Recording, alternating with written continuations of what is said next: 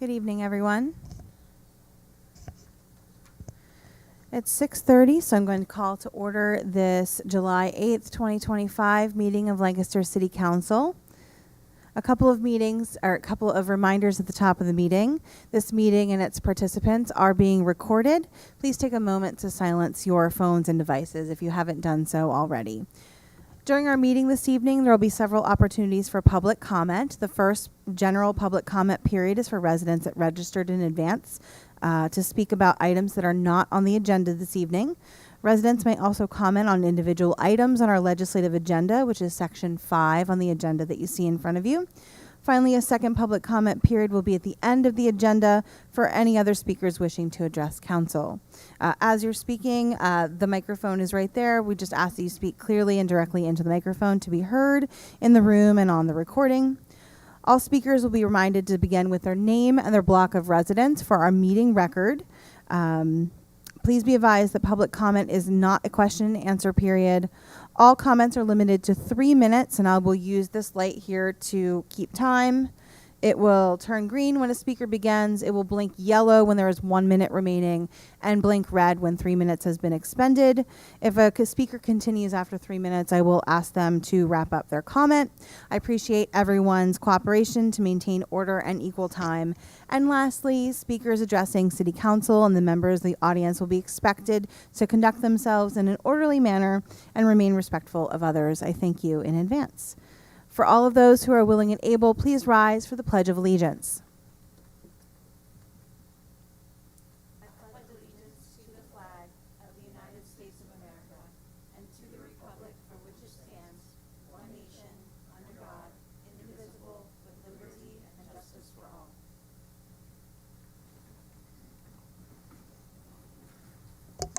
Mr. Harris, would you please call the roll of members? Yes, Madam President. Mr. Mann. Here. Mr. Royo. Here. Mr. Cleese. Here. Ms. Craig. Here. Ms. Diaz. Mr. Hirsch. Here. And President Baker. Here. Councilor Diaz is excused this evening. Our next item is the approval of the minutes of the June 2025 meeting of council. Motion to approve. Second. We have a motion on a second. Councilors, any comments on the minutes? Hearing none. Mr. Harris. Mr. Mann. Aye. Mr. Royo. Aye. Mr. Cleese. Aye. Ms. Craig. Aye. Mr. Hirsch. Aye. And President Baker. Aye. Next item on the agenda is proclamations, honors, awards, and resolutions of recognition. We do have one of those this evening. We have Council Resolution number 53, 2025. Mr. Harris. A resolution of the Council of the City of Lancaster recognizing July 2025 as Parks and Recreation Month in the City of Lancaster and recognizing the benefits provided by our parks and recreation programs throughout the year. Motion to approve. Second. We have a motion and a second. Councilor Hirsch. Thank you, Council President. This resolution recognizes July as Parks and Recreation Month in the City of Lancaster and also recognizes the partnership between the City of Lancaster and the Lancaster Rec Commission. And I'd like to invite Jack Bingman to the mic to say a few words about the partnership with the Lancaster Rec. Jack, Good thanks for evening. being here. You may need to flip the microphone on as you're the first person up to it. Am I good now? Thank you. You got it? Okay. I really don't have anything to add to that.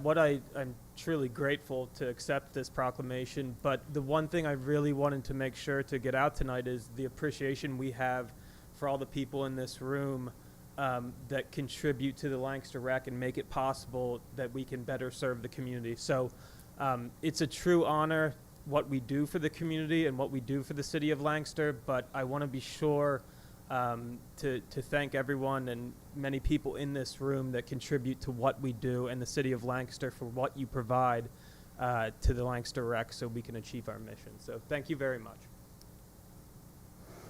Thank you, Jack. I'd also like to take a minute here just for a few remarks on the city's parks and recreation and this resolution. I'd like to recognize the city's expansion of programming in Ewell Park and Binns, or Ewell Plaza and Binns Park. Weekly programming scheduled for Ewell Binns includes a kids fitness class happening Tuesdays from 6 to 7 p.m., a pop-up beer garden brought to you by South County Brewing Wednesday nights from 5 to 8 p.m., and a high-intensity interval training boot camp brought to you by LA Fitness on Thursdays from 5 to 7 p.m. You can find more information about programming the city will be hosting in Ewell Plaza and Binns Park at ewellplaza.com or by following the Ewell Plaza and Binns Park page on social media. I'd also like to recognize many staff at both the Lancaster Rec and the city's Bureau of Parks and Public Property for all the hard work they do into not just maintaining the city's 16 parks, but continually working to make these parks even better with more to offer for residents. Just in the last year or so, the city has invested significantly in Longs Park with new art installations as well as the Wetlands at Longs Park project, which won a Best Urban BMP in the Bay Area Award, a BUBBA Award from the Chesapeake Stormwater Network, as well as a Governor's Award for Environmental Excellence from the PA Department of Environmental Protection. As many of you know, Longs Park continues to host the annual Summer Music Series as well, a series of concerts happening every Sunday night from now until the last concert on August 17th. You can learn more about the Summer Music Series at longspark.org. Additionally, this council last year, as you all know, approved the Parks Master Plan, and the city continues to gear up for upcoming improvements to the Joe Jackson Tot Lot, South End Park, Ewell Gantz Park, and Reservoir Park. So just to wrap this up, I just want to say that our city parks serve an important purpose for residents, since many residents don't have much in the way of yards. I've often heard that our parks, I've heard people describe them as Lancaster City's backyard, since they serve as the primary green space for many of our residents. And it's for this reason that I wanted to recognize the many hardworking hands that provide everything our parks have to offer. And as I was putting these remarks together, it really amazed me just how much our parks do currently offer, and there's more to come. So we cannot and must not take for granted the folks that make these programs possible, and while I'm certain that I've failed to recognize some of the many citizens and organizations that are doing fantastic work with our parks, I did want to take the time to try to recognize as many of those efforts as possible. So thank you all for allowing me to do so here tonight. Thank you very much, Councilor Hirsch. Jack, thank you for being here tonight. I think you're underselling the benefit of the Lancaster Rec in the community and the hundreds of people it takes to put on your programming in our parks. Particularly right now, I'm thinking of our the summer playgrounds program that's going on right now. That it is key to keeping kids safe and active and engaged over the summer months. And I appreciate specifically that and all of the things that happen in our parks.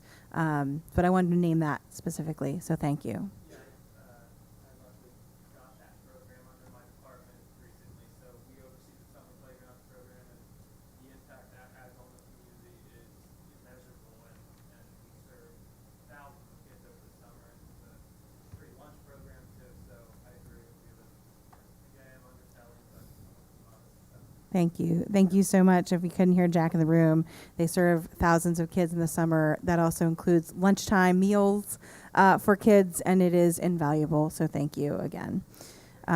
Any additional council comments on this resolution? Councilor Ahmed. Thank you, Council President. And I just want to also echo the remarks and thank the Lancaster Rec Commission for all it does for our community and for the School District of Lancaster. And also want to thank all of our Public Works team members who are dedicated to making sure that our parks remain a safe and happy place for all of us to enjoy. And I encourage all community members to learn more about what the Lancaster Rec offers, from their senior center to all the programming for the kids over the summer and throughout the year. And just thank you again. I did bring our current rec guide and annual reports over there too, so if anyone wants them on the way out, that'll kind of show everything that we did. Thank you very much. Any additional council comments? Council President. Councilor Hirsch. I did forget one thing, which is we do have a commemorative resolution to take a picture with at the end here. If we Great. want to just do that quickly All right. after our vote. After our official vote, that sounds good. Any comments on the public on the resolution?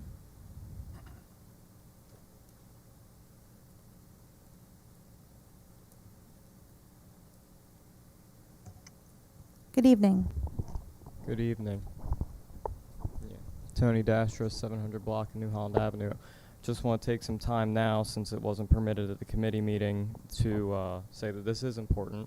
I believe the stat is about 80% of people support parks and recreation funding. But I also want to advocate that as we go through the prison process of the potential changes that may happen to the East End, I feel it's very important to preserve the open space that is in Reservoir Park in its entirety. It's a large open space that's accessible to our residents on under city jurisdiction, especially residents in the southeast area. I do understand that there's a lot of open space in the southeast. A lot of that space was created, I believe, as part of urban renewal. But Reservoir Park means a lot, and I think especially having the open space accessible on the 4th of July might be important for fire safety. As I was driving around, I was dropping somebody off, and yeah, there were fireworks just all over in the middle of the street. We all know how crazy it gets. So parks and recreation are important. I do think it's good to support these things. I think this resolution is good, and I hope that Reservoir Park is preserved long-term into the future. Thank you. Thank you. Any additional comments from the public on the resolution? Hearing none, Mr. Harris. Mr. Madden. Aye. Mr. Royo. Aye. Mr. Cleese. Aye. Ms. Craig. Aye. Mr. Hirsch. Aye. President Bega. Aye. Thank you. Please bear with us for one moment as we present this presentation copy of the resolution to Jack from the Rec.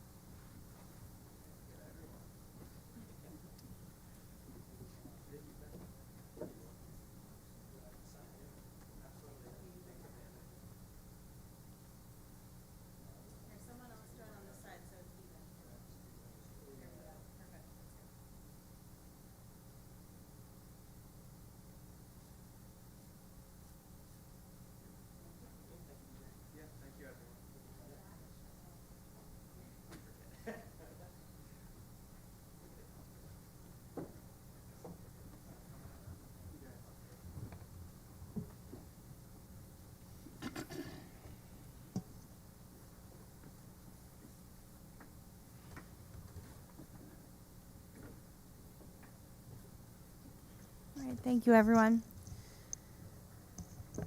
That brings us to the next item on our agenda this evening, which is our first public comment period.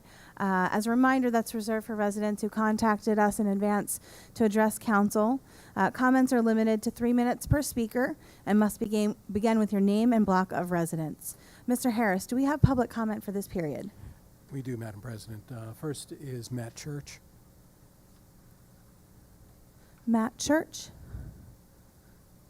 I do know there was a possibility that Mr. Church couldn't join us this evening. Our next one, Mr. Harris? Is Tony Dastra.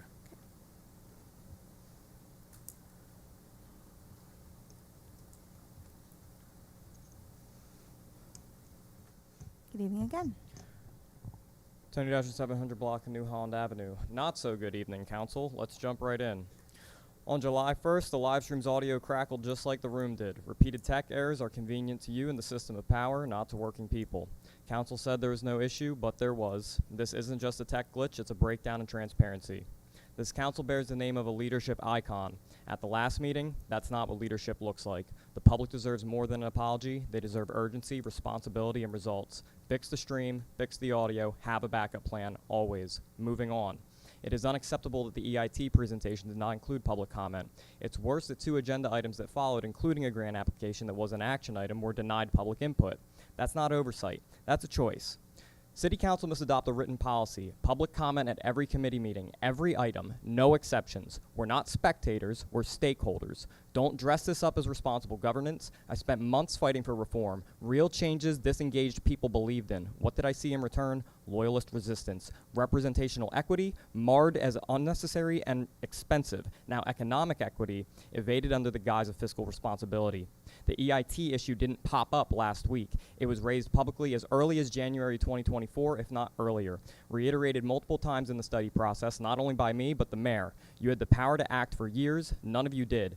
I blame myself, too, for trusting the city's recommended staff while I was drafting a foundational document. That trust was misplaced, and it has been broken.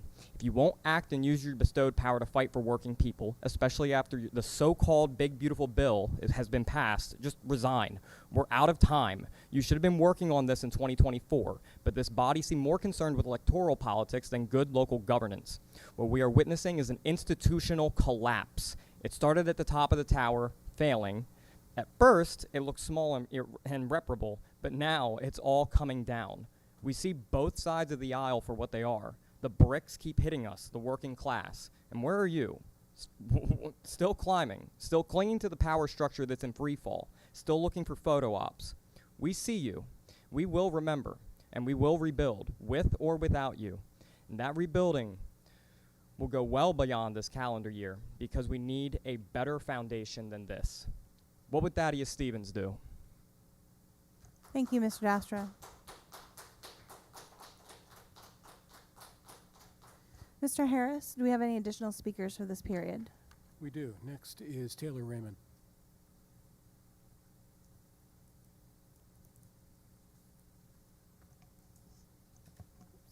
Good evening. Evening. My name is Taylor Raymond, and I live on the 500 block of St. Joseph Street. And I have a few comments regarding the July 1st committee meeting. The first is that council was assured that the audio issues were not affecting the live stream. This was not accurate. I was watching the live stream, and it was just as difficult for me to listen to as it was for anybody in the room. The second, I understand that public comment is not required to be called. However, I think it's a dirty trick not to allow the public to speak. I think anytime city council is allowed questions and comments, the public must also be allowed the opportunity. The rest of this is about the low income tax exemption, and just to let you know, I do work for the Lancaster County Tax Collection Bureau, though I don't speak for them in this. Just giving you background so that you know I know what I'm talking about. So, according to the solicitor, the city can't go above the state maximum for the low income tax exemption of $12,000. This number comes from the Local Tax Enabling Act, the same act that limits tax rates to 1%. If the Home Rule Charter gave the city the power to raise the tax rates beyond that, I would like to hear the solicitor's reasoning why the tax exemption does not qualify for this. Even if we can't go above the $12,000 limit, I still feel like we should implement the exemption at the maximum amount to give our city's poorest residents some relief that they so desperately need. Non-resident tax may apply for city residents who work elsewhere, which would lower the refund given to the taxpayer. But first, not every municipality has a non-resident tax, so there are certainly residents that would get the full refund amount. And second, it is possible for a city council to create an agreement with other townships to get those townships to waive the non-resident fee so that the taxpayers could get their full refund. Manheim Township is most likely a great starting place for that, as it has a lot of employers. This is important to me because I've been an adult under that $12,000 bracket. I know how much any sort of refund would have meant to me at that time. I'm lucky enough to not be in that position now, but I still think that even though it would make my job a little bit harder at the Tax Bureau, working class people deserve it. That's everything. Thank you.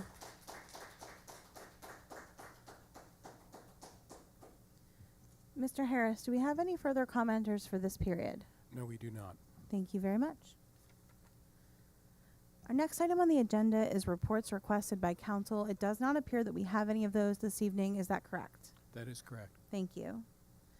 Then we will move next to our reports of committees of council. These were the committee meetings held on July 1st, 2025. The first is Public Safety Committee. Counselor Diaz is absent this evening, but that committee did not meet, so then we'll move to Public Works Committee and Counselor Hirsch. Thank you, Council President. The Public Works Committee did meet at our July 1st meeting of committees and had 2 items on the agenda. The first was already heard this evening, Resolution 53, recognizing Parks and Recreation Month. And the second was Resolution 52-2025, authorizing the city to apply for grant funding through the Commonwealth Financing Agency's Multimodal Transportation Fund for the eastbound connector, which will be heard at our council meeting scheduled on July 22nd. That concludes the report of the Public Works Committee. Thank you very much, Counselor Hirsch. Economic Development Committee, Counselor Ahmed. Thank you, Council President. I was absent at the last meeting, but the Economic Development Committee did not meet. Thank you. Finance Committee, Counselor Arroyo. Thank you, Council President. The Finance Committee did meet. We discussed Administration Resolution number 48 and 49, both of which appear later in the agenda, and we'll discuss more in detail then. We also heard a report to Council from Administrative Services Director Tina Campbell regarding the earned income tax and the options, process, and feasibility of providing an exemption to low-income earners. Some highlights include that the EIT does apply only to the earned income or to earned income. About 36 Pennsylvania municipalities offer an earned income tax exemption, and refunds would not apply to the school district share, but rather residents working in other municipalities might still owe that EIT in those locations. Council also discussed alternative options for our consideration, and no action was taken. That concludes my report, Council President. Thank you, Counselor Arroyo. Community Planning Committee, Counselor Craig. Thank you, Council President.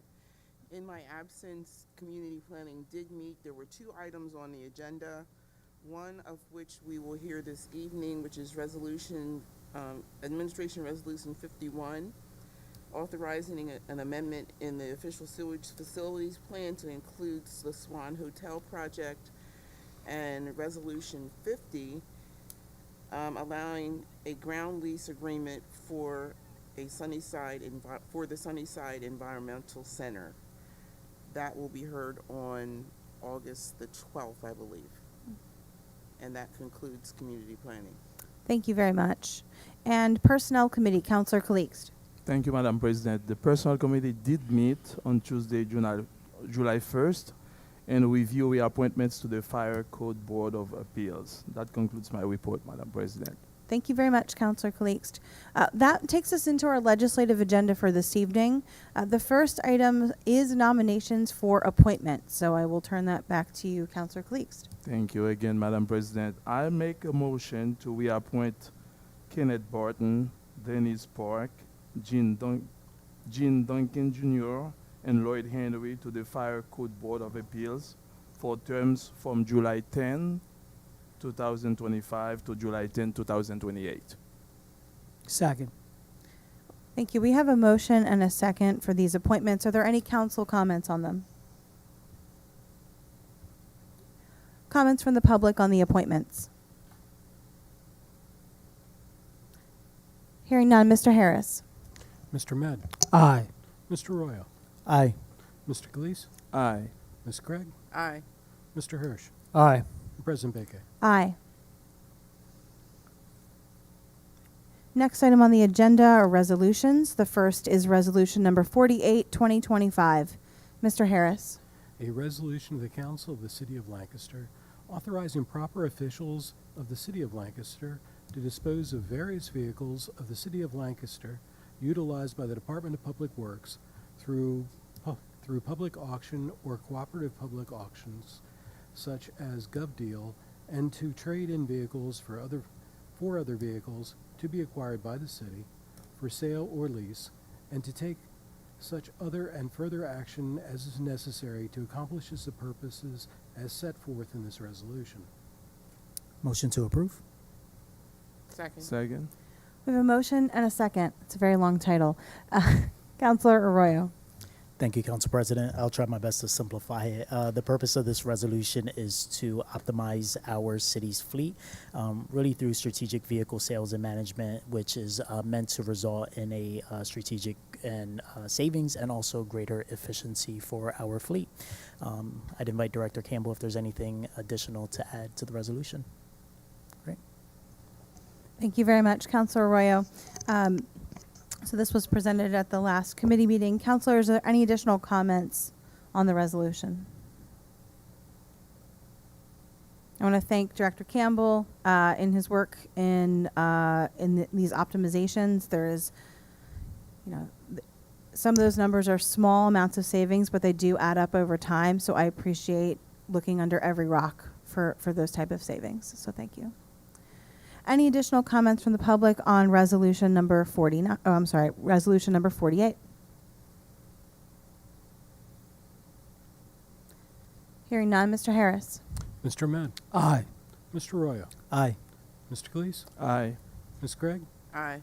Mr. Hirsch. Aye. And President Bege. Aye. Our next resolution is resolution number 49, 2025. Mr. Harris.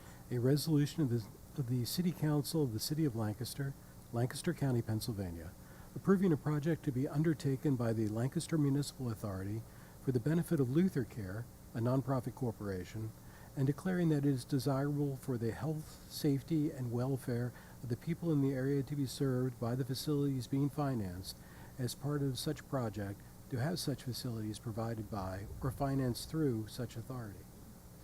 Motion to approve? Second.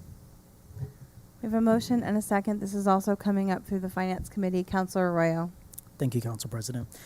During the last committee meeting, we did hear from Authority Solicitor Aaron Hollis, who explained that the request is for $26 million in tax-exempt conduit financing to benefit Luther Care. This is to support the acquisition and development of 37 new homes and liddits and other capital improvements. We also learned that this financing does not has no financial obligation to the city, so the city would not be responsible for any of the financing provided. Thank you very much, Councilor Arroyo. Councilors, any additional comments on the resolution? Comments from the public on resolution 49? Hearing none, Mr. Harris. Mr. Ahmed. Aye. Mr. Arroyo. Aye. Mr. Cleese. Aye. Ms. Craig. Aye. Mr. Hirsch. Aye. President Bege. Aye. Excuse me.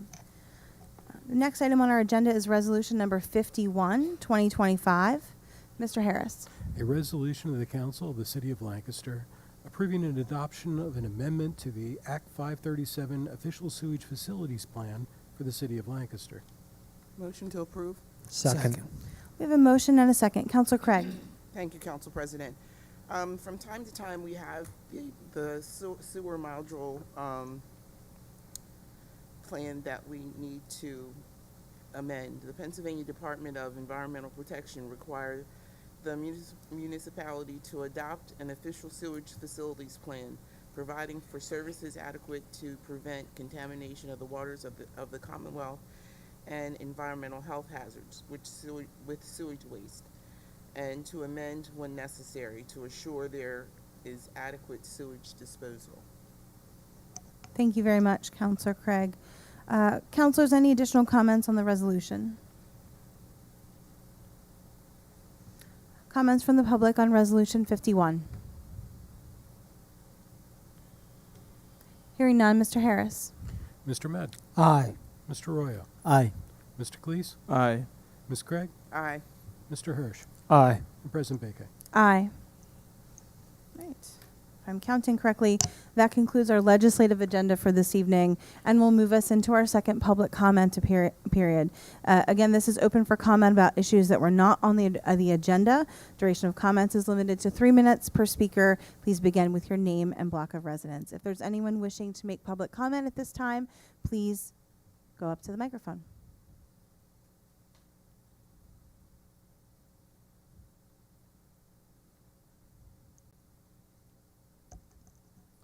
Good Good evening. evening. My name is Irene Grievous, and I am on the 400 block of West End Avenue.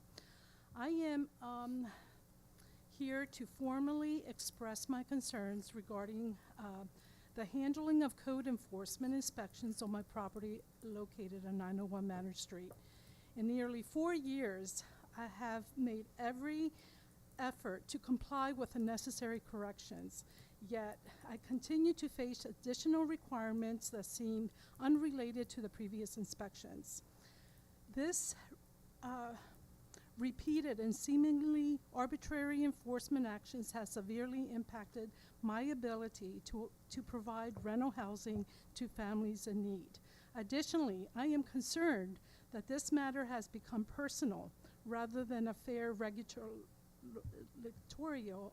process. I respectfully request a review of my case to ensure that inspections and enforcement actions are conducted in a consistent and equitable manner. I am requesting the following: a detailed written explanation of the violations that have been cited and abated. Number 2, a clear resolution timeline without further arbitrary inspections. And number 3, a fair review of the case by a neutral third party. I would appreciate a prompt response to this matter, and I am willing to meet to discuss a reasonable path forward.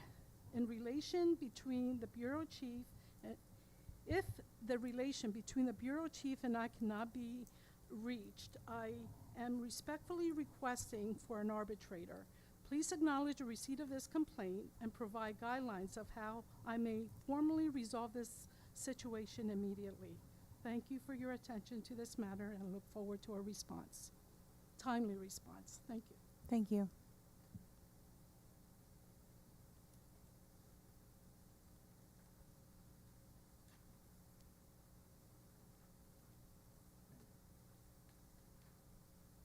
Okay.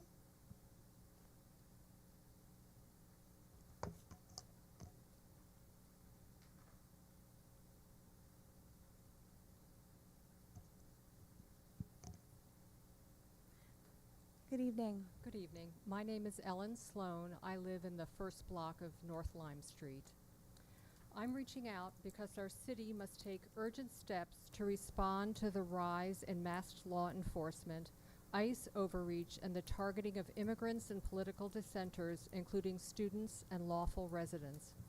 As local officials, you have real power to protect our communities. I'm urging you to pass a city ordinance requiring visible identification for all law enforcement operating within city limits, including federal agents, prohibit local police from cooperating with or facilitating ICE operations, especially those that occur without warrants or clear justification, to work with the school district and other educational institutions and our hospital to establish and or double down on local sanctuary policies and rapid response systems when federal agents attempt enforcement actions. The rise of secret policing and disappearances is not just a federal issue, it's a local emergency. Our city should be a place of safety, not surveillance and fear. Thank you. Ms. Sloan, thank you.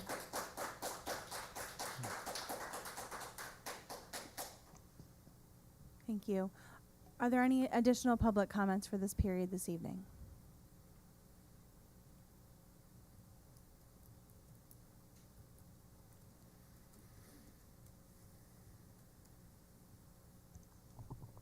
Tony Dasher, 700 block New Holland Avenue. This is the part where I just riffed without prepared notes. Actually, to the previous public comments, we need a resolution to Ms. Grievous's situation because it has been far too long of her coming to council. And I actually think that her statement tonight was very articulate, very well mannered. And this is a unit of housing that's off the market for rent or for sale, whatever. But I guess she could sell it, but still doesn't resolve how she feels in the situation. A resolution needs to be made. We've seized houses previously, like Robert Plank's. Something needs to be done to move this forward so a unit of housing's back on the market. The other public commenter, wonderful statement. There's so much that I feel needs to be done in that regard. I don't think being a welcoming city is enough, and I've said that before, I'll say it again, that we should be a sanctuary city, and not just sanctuary in the immigration sense, but also for the people who are unhoused and get swept off the streets. So the last part of my rift here is just going to be that we need to bring the presentation to the public, to the city council, because if something's not going to be done to create public comment processes for the committee meetings, then you need to start having these presentations in this venue. 8 years ago plus, or roughly 8 years, I'll say, you know, in Southern Market, a city councilor told me that I need to be coming to the committee meetings if I really wanted to have more impact, because it's before these city council meetings. And also someone on the dais in a March meeting, I think in 2017, had told me that I'm too late if I'm coming to the city council to speak on these issues. So there's been, I do think the practice was held previously, like maybe unofficially, to allow for public comments based off those sort of statements, because there was a recognition that public wanted to engage with y'all. You need to make it official, because what happened last Monday was unacceptable, and I've never been more furious at this body. Thank you, Mr. Dastra. Are there additional public comments for this period? All right, hearing none, I will close the second public comment period, and we will continue with our agenda. The next item this evening is the report of the mayor. Mayor Sirachi. Thank you, Council President.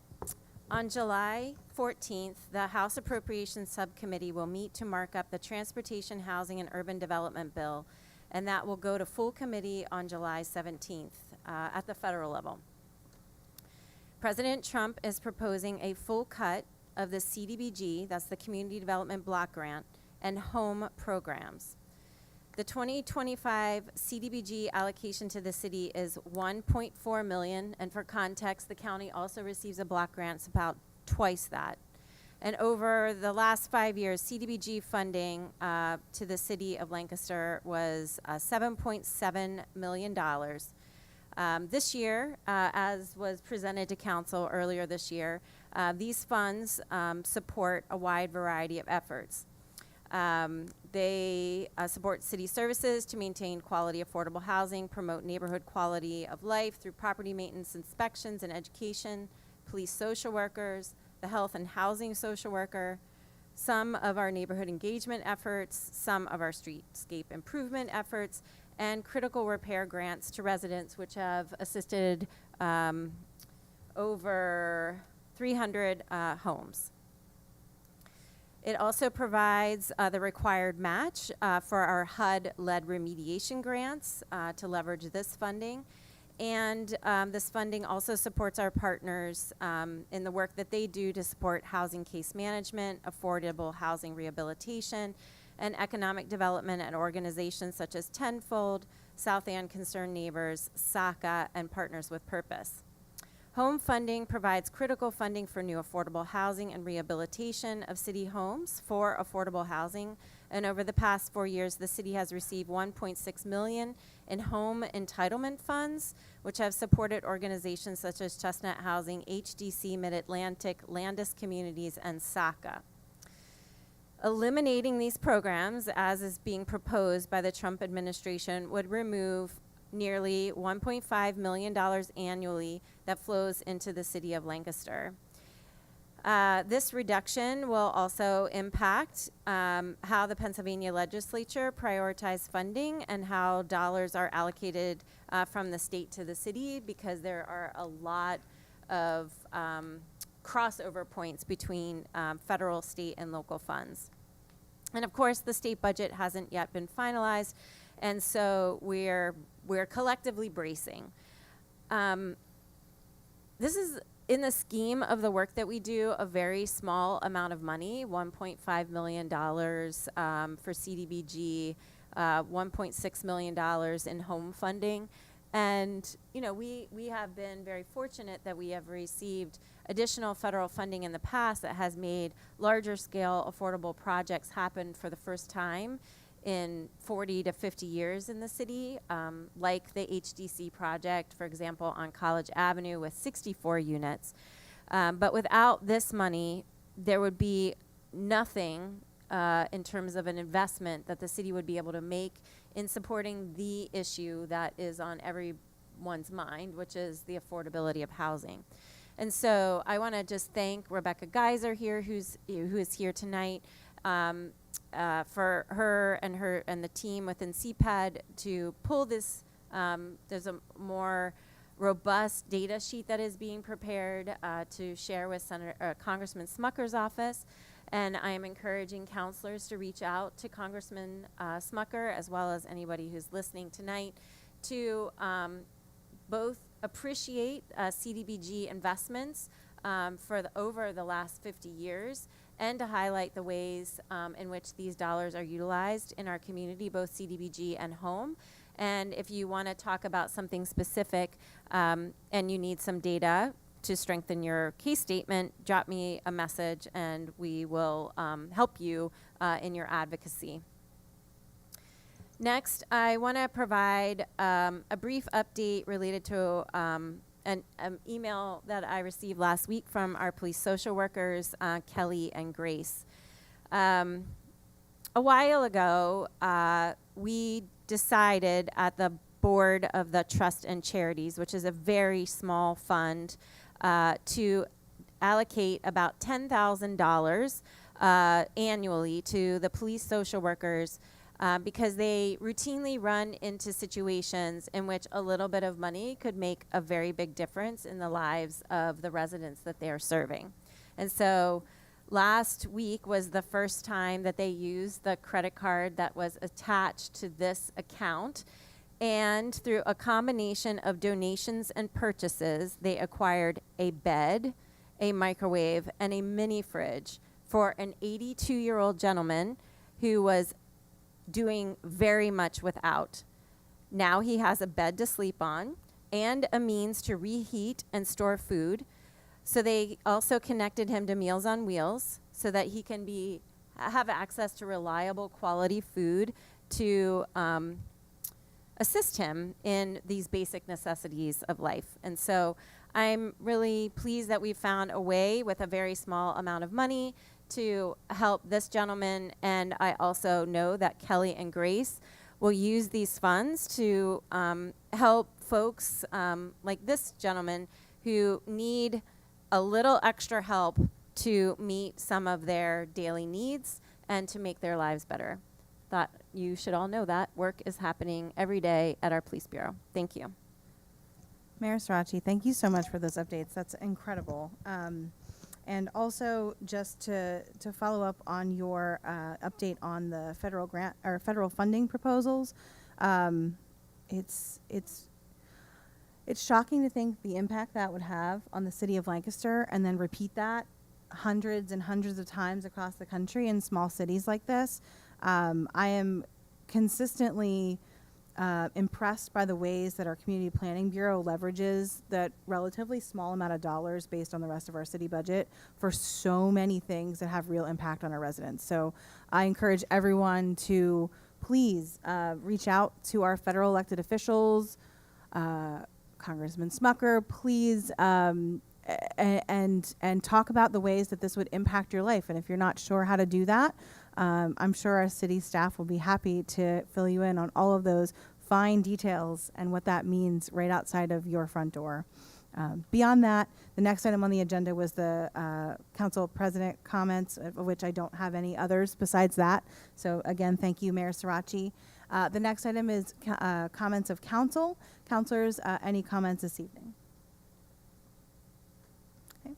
Hearing none, and then having reached the end of our agenda, I will hear a motion to adjourn.